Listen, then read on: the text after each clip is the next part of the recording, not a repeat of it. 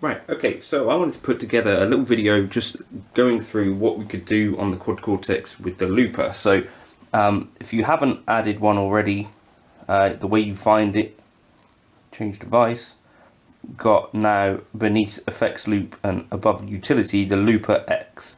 So this is the basic view. I would suggest putting it somewhere towards the end of your signal chain. So for me, I like to put it like after cabs and delays, and probably before a reverb, just because then the little kind of clips and stuff that you don't get trails that are cut off from reverbs and stuff like that. So I think you get a bit more of a cohesive sound. So it should automatically assign itself to one button, and that button will go red. So then you get this kind of view. So what it says in the manual, the looper is a dedicated device block. The looper X block can be placed anywhere on the grid, allowing for creative routing and configuration, and can be used across all modes, preset, scene and stomp. So this is called perform mode. All controls are conveniently laid out and linked to the Quad Cortex foot switches already. You can always use the touchscreen. So we've got a few buttons here. Obviously the most important one is record. So this is how we start the process. So I'm going to start a loop now. So for now, what I want to make sure that we got a load of parameters. So for now, I want to make sure that I'm not using the quantize. We'll get to that in a bit. So what I want to try doing is this. So we're going to start recording, and we'll start with this. 1, 2, 3, 4. And you see, well, you've got to get off of these parameters, I think. Where we tick this and come back. Right, I think you have to be on this kind of page to start recording. So if you see, I'm armed for recording. At the moment we've got this threshold thing on, so it won't actually start recording until it hears something. So I'm going to go 1, 2, 3, 4.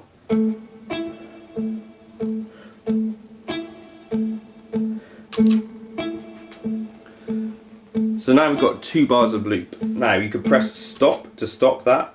One shot will play it once.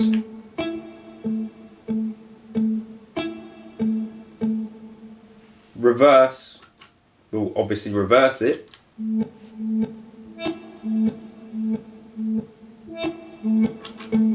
press reverse again, you get it back the other direction. Half speed. So what's interesting about half speed, if you have it on whilst you're recording before you start the loop, when you press play it will throw it up an octave, or when you turn it back to half speed. So it's now full speed. It'd be nice if that told you what speed it's in. So at the moment half speed is when it's covered by the square. Without the square you're at normal speed, if that makes sense. So if I just start again, if you stop and then press record again, you're going to lose that loop. So I'm going to try the same thing again, but we want to start in full speed.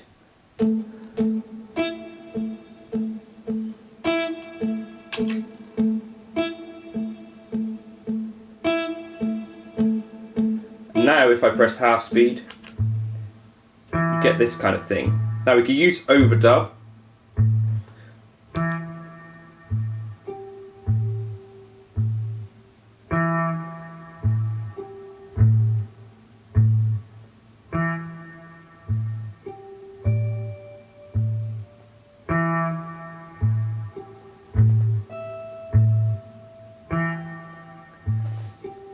And when we're done with the overdub, we can press overdub again.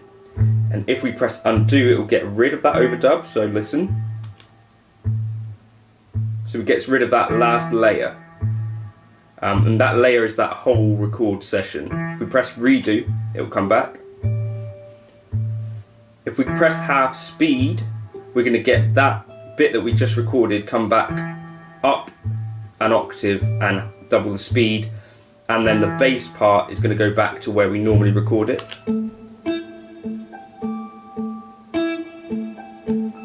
So that's quite an interesting way of doing things.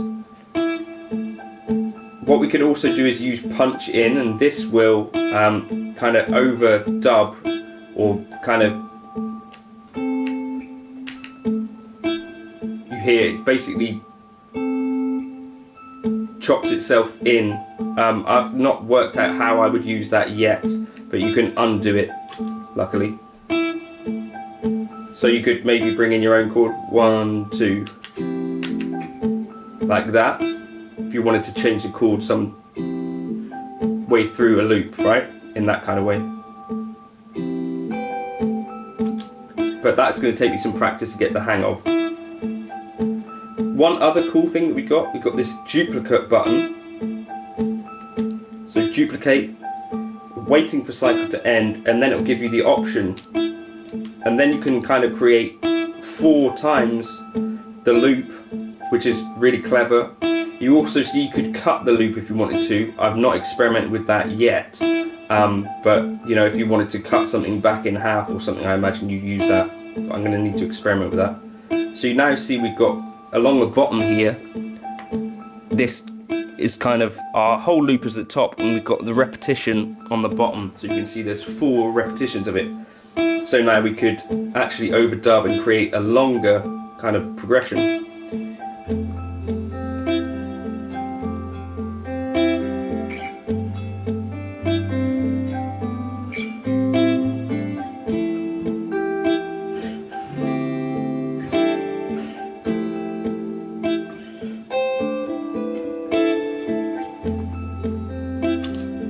So that's really powerful, because what it means is you can create a longer loop where you don't have to be so responsible for the timing as with other normal loopers. I really like that they've added this as a feature, and it was one of the things that I said was great about the head rush thing to Doug.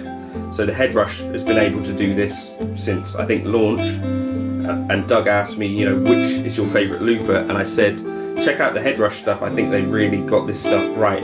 So now we could go back to half speed if we want, and reverse. It's a good way to kind of end a loop.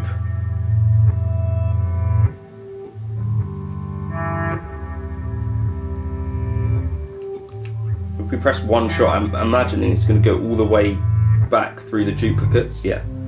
Or we could just press stop for a hard stop. If we press record again now, you're going to start to get rid of, or you will instantly get rid of what was just done. So be careful with that button. I think that about covers most of that stuff. So the only thing that I'm not sure on yet is this duplicate button, what you would do with the choppy thing. But we could cover that at another stage. So parameter wise, this is normal kind of stuff. We've got playback level, we got overdub level. So the playback level basically controls the level at which you play back the loop. I don't know why that happened. Anyway, back to parameters. Anyway, yes, you can see playback level is like the level that the loop plays back. Overdub level, this basically, so necessarily each time you add a layer, you kind of get an increase in volume. So you can set this to incrementally kind of reduce the level of the overdubs. That's quite a neat feature.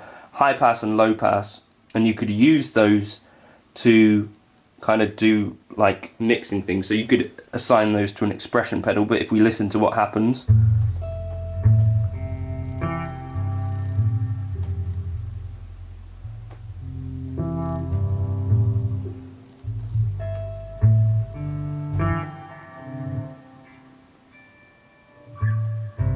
yeah, you're kind of messing around with an EQ. So that's kind of cool. That's page one, right?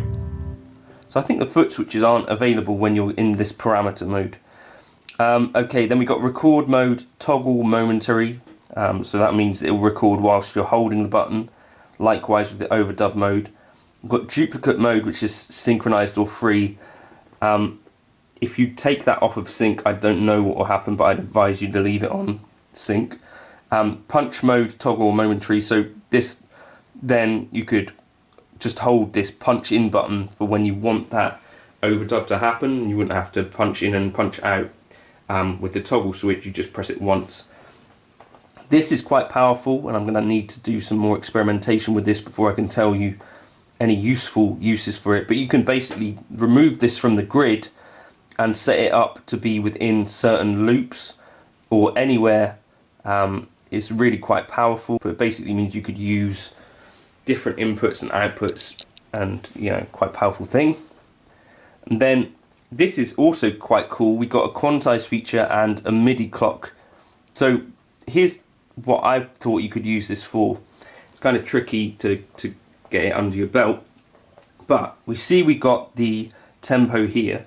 Oh, I've forgotten that we are not able to use the buttons whilst we're in that parameter screen. So here's the quantize thing, right? I'm not sure that I've got the hang of this quantize part at all. In fact, I'm quite sure that I haven't. But experiment with that. I would suggest you need to make sure that you're on top of what the actual tempo is beforehand.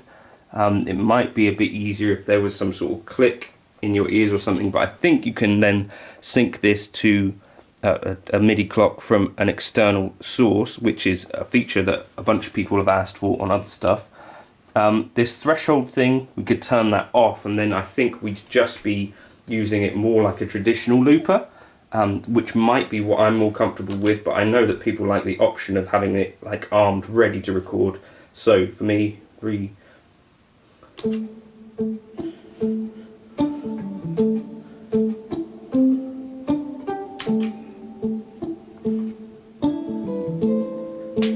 so then I press overdub.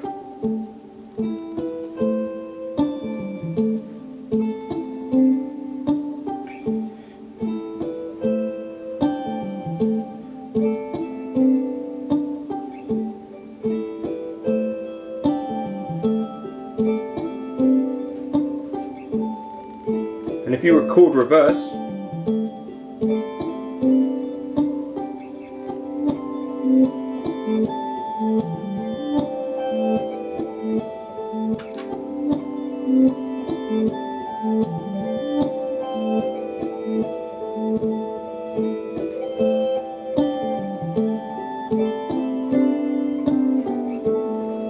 I can then chuck it up full speed.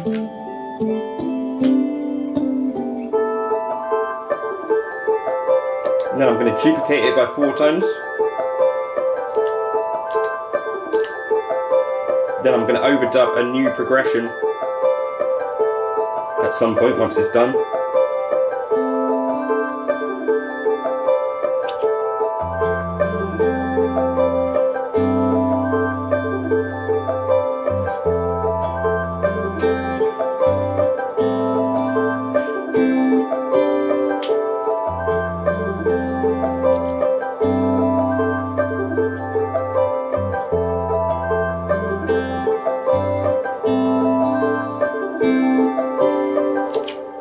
Really quite a powerful little looper. I'm impressed with it. I don't know if you are as well. Let me know if you've found some tricks and stuff that you like to use with the Quad Cortex looper, the Looper X. As I say, this was a thing, I haven't said it yet, but this was a thing that I thought was really missing from the initial kind of launch, but there's a looper in there now, and for me that makes it a way more interesting device. I'm much more likely to use it having this kind of thing at my feet, just because it just opens up a whole world of kind of creativity and all that sort of stuff, and you can instantly make things which sound, you know, like music, accompany yourself, all that sort of stuff. In half speed you'll notice you've got 9 minutes and 4 available.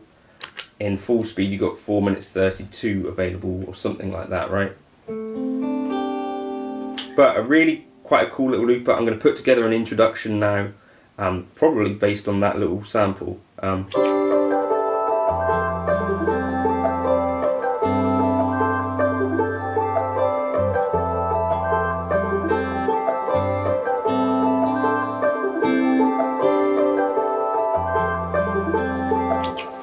Actually, maybe I won't, that'd be cheating, but I'll start a new kind of loop. But let me know if you want me to drop that little preset in to the cloud or make it available. I'll be happy to do so. Leave a comment if you find this at all helpful, and yeah, let me know if you want me to continue making some more Quad Cortex videos about bits and pieces that you can do in it and kind of little tutorial things. Hope that was helpful. Cheers.